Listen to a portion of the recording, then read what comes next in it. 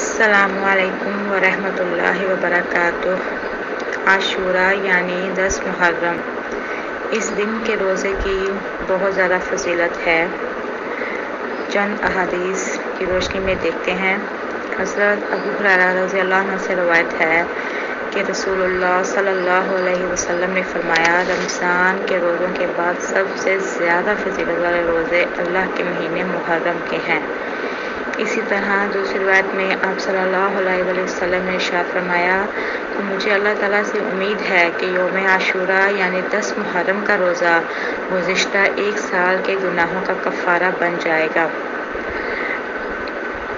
حضرت عبداللہ بن عباس رضی اللہ عنہ سے مروی ہے کہ اللہ کے رسول صلی اللہ علیہ وسلم نے جب 10ویں محرم کا روزہ رکھا اور صحابہ کو بھی اس دن روزہ رکھنے کا حکم فرمایا تو لوگوں نے عرض کیا کہ اے اللہ کے رسول صلی اللہ علیہ وسلم، اس دن کو یہود و نصارہ بڑی تعظیم و اہمیت دیتے ہیں، تو آپ صلی اللہ علیہ وسلم تو ہمیں یہود و نصارہ کی مخالفت کا حکم دیتے ہیں، لیکن یہاں یوم عاشورہ کے معاملے میں تو ان کی مشابہت ہو رہی ہے۔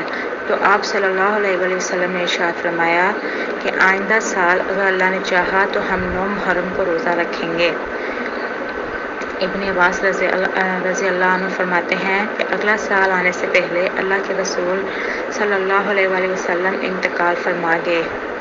ایک دوسری روایت میں آپ صلی اللہ علیہ وسلم کے الفاظ یہ تھے کہ اگر آئندہ سال میں زندہ رہا تو ضرور 9 کا روزہ بھی رکھوں گا۔ آپ صلی اللہ علیہ وسلم کی ایک اور حدیث مبارکہ ہے کہ آپ صلی اللہ علیہ وسلم نے ارشاد فرمایا، عاشورہ کا روزہ رکھو اور اس میں یہودیوں کی مخالفت کرو، 1 دن پہلے اور 1 دن بعد اس کے ساتھ روزہ رکھو۔ عاشورہ کے روزے کے ساتھ 9 یا 11 کا روزہ ملا لینا چاہیے، یعنی یا 9 یا 10 کا اور یا 10 11 کا روزہ رکھنا چاہیے۔ افضل یہ ہے کہ 9 اور 10 کا رکھا جائے، لیکن اگر کسی وجہ سے 9 کو ہم نہیں رکھ پاتے ہیں تو 10 کے ساتھ 11 کا بھی رکھ سکتے ہیں۔